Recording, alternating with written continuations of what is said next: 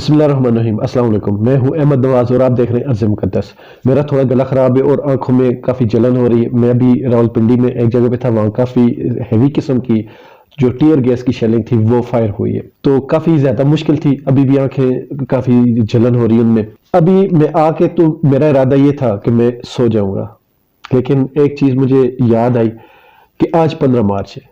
15 مارچ وہ والا دن ہے جو پورے اسلام کی ہسٹری میں ایک بہت اہمیت کا دن ہے۔ یہ وہ والا دن ہے جس دن اسلامو فوبیا کے بارے میں ایک قرارداد پاس ہوئی تھی۔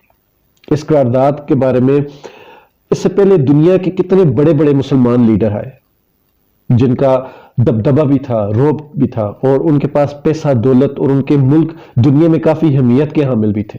کبھی بھی ایسا نہ ہوا کہ اسلام کے لیے کوئی دن ایسے مختص کیا جا سکے۔ اور موجودہ حالات میں جس طرح اسلام کو پوری دنیا میں بدنام کیا جا رہا ہے، کوئی ایک لیڈر ایسا نہیں ہے جو پوری دنیا کے سامنے آنکھیں دکھا کر کھڑا ہو کر کہے کہ اسلام ہمارا دین ہے اور اسلام ہمارے لیے فخر ہے، اور جس نبی کریم صلی اللہ علیہ وآلہ وسلم کی آپ بے حرمتی کرتے وہ ہمارے دلوں میں بستے ہیں، ان کے لیے ہم اپنی جان بھی دے سکتے ہیں۔ اور آپ لوگ جب ان کی بے حرمتی کرتے ہیں تو ہر مسلمان کے بچے کا دل چھلنی ہو جاتا ہے۔ یہ باتیں ان کو آنکھیں دکھا کر، ان کے سامنے کھڑے ہو کر، سینہ ٹھوک کر، سینہ بجا کر اگلے بندے نے یہ باتیں کی۔ کون تھا ایسا لیڈر؟ کس نے اس سے پہلے سے باتیں کی؟ کوئی بھی نہیں تھا۔ جس نے بھی کی بات اپنے مطلب کی، جس نے کی، کئی لیڈروں نے اپنے ملک کی بات کی۔ ایک واحد انسان آیا تھا، ایک واحد انسان تھا جس نے نہ صرف اپنے ملک کی بات کی، نہ صرف اپنے ملک کی عزت و حرمت پہ بات کی، بلکہ وہ پوری دنیا کے مسلمانوں اور اسلام کے لیے بھی لڑ گیا سب سے۔ اس نے ثابت کر دیا کہ وہ صرف چھوٹے سے بھوکے اور لاچار ملک کا وزیر اعظم نہیں، وہ پورے عالم اسلام کا لیڈر ہے۔ جی ہاں، میں بات کر رہا ہوں عمران احمد خان نیازی۔ آج کا دن جو 15 مارچ ہے، اسلامو فوبیا ڈے، اس دن کے لیے صرف وہ ایک شخص بولا اور اس شخص نے کوشش کی، اور یہ دن عالم اسلام کی ایک پہچان بن گیا۔ آج اسی عمران احمد خان نیازی کے گھر پر پولیس کا دھاوا، اس کے گھر پر آنسو گیس کی اتنی زیادہ شیلنگ کی گئی کہ سوچ نہیں سکتا۔ ایسے لگتا ہے جیسے ہم کسی مقبوضہ ملک میں ہیں۔ ایک وہ لیڈر جس کی پوری دنیا عزت کرتی ہے، اس لیڈر کی ہمارے اپنے ملک میں کیا عزت اور قدر ہے، جس کو پوری دنیا اسلام کے نام سے جانتی ہے، جس کو پوری دنیا اس کی اپنی پرسنالٹی کی وجہ سے جانتی ہے، اس کے اپنے اخلاق کی وجہ سے جانتی ہے، وہ اپنے ملک میں ذلیل ہو رہا ہے۔ مجھے ایک بات بتائیں، اس ملک میں باقی ہیرو کون ہے؟ اس ملک میں کون ایسا ہے جس کی اتنی زیادہ اچیومنٹس ہو؟ کون ہے جو اتنا زیادہ قابل ہو؟ کون ہے جو اسلام کے لیے اور اپنے پاکستان کے لیے اس درجہ دلیری کے ساتھ دوسروں کے سامنے بات کر سکتے ہو؟ میاں محمد نواز شریف نے آج اپنے ایک ویڈیو پیغام میں کہا کہ نیازی کو چاہیے تھا کہ وہ گھر سے باہر آ کر خود گرفتاری دے دیتا، لیکن یہ بہادر لوگوں کا کام ہے۔ لندن میں بیٹھا ہوا وہ شخص، لندن میں بیٹھا ہوا وہ جس نے 3 بار وزیر اعظم رہنے کے باوجود کوئی ایسا ایک کام نہیں کیا جس سے لگے کہ وہ دنیا کی آنکھوں میں آنکھیں ڈال کر بات کر سکتا ہو، آج بھی وہ پرچی کا سہارا لیتا ہے،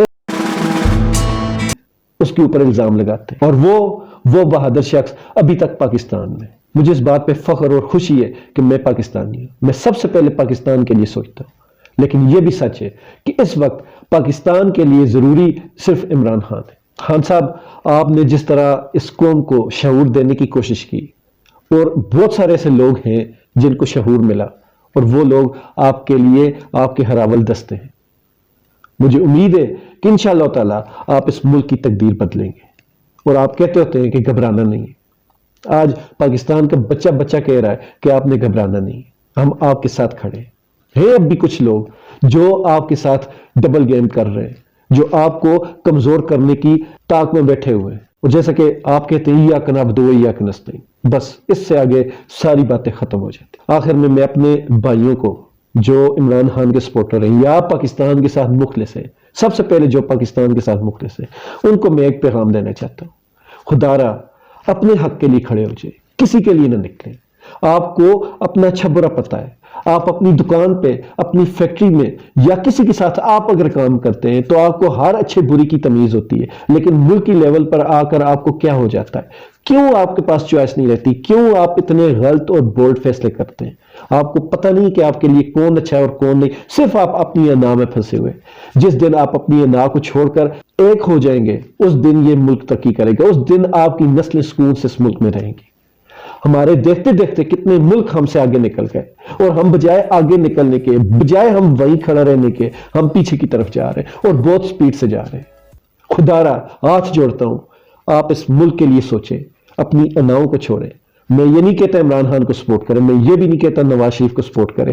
ہر بندے کو پتہ ہے، ایمانداری سے اپنے دل پر ہاتھ رکھ کر آپ بتائیں کہ اس ملک کے لیے کون اچھا ہے. آپ کو یہ اپنا ضمیر دل اندر سے آواز دے گا کہ کون اس ملک کے لیے اچھا ہے، اور اس بندے کو سپورٹ کریں. اپنی انا کو چھوڑ دیں، قیامت والے دن آپ نے جواب دینا ہے. خوش رہیں، ایمان والی زندگی پائیں. اللہ تعالی ہم سب کا حامی ناصر.